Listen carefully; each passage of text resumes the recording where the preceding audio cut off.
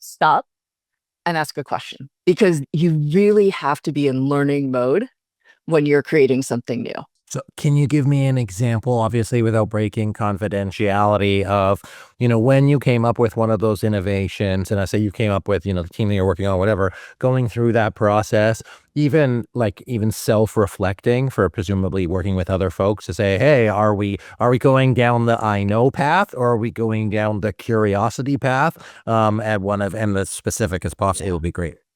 Yeah, of course. So I'll go way back to my days working on Swiffer and actually working on the launch of Swiffer WetJet. And so, we have, this good P&G brand management team. We have our nice, neat launch plan.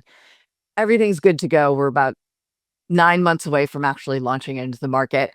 And we find out that a competitor is coming in with something that was pretty similar. So immediate panic, because that's what you do. First thing you do, panic.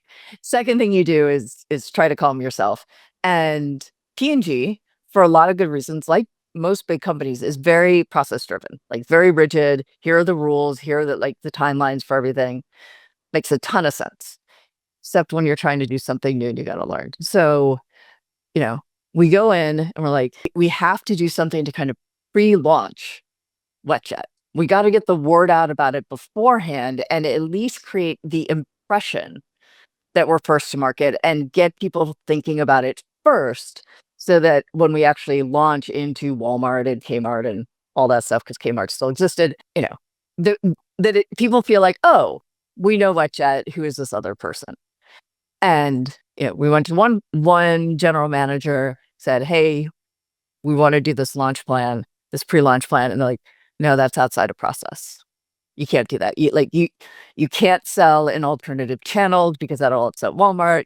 You can't run ads using a different ad mechanism. You can't do it. It's against the rules. No. And we're like, we don't like that answer. So then we went, like every good teenager, we went and found another parent.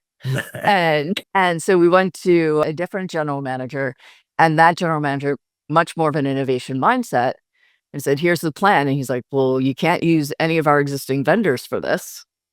Who are you going to use? And that little shift, instead of just saying, no, you can't do it, was like, how we usually do things isn't going to work. So how do you plan on doing this new thing? And it opened up a conversation that, once he understood that we actually had thought through the how of our what, he's like, yeah, okay, it makes sense. Approved. Go.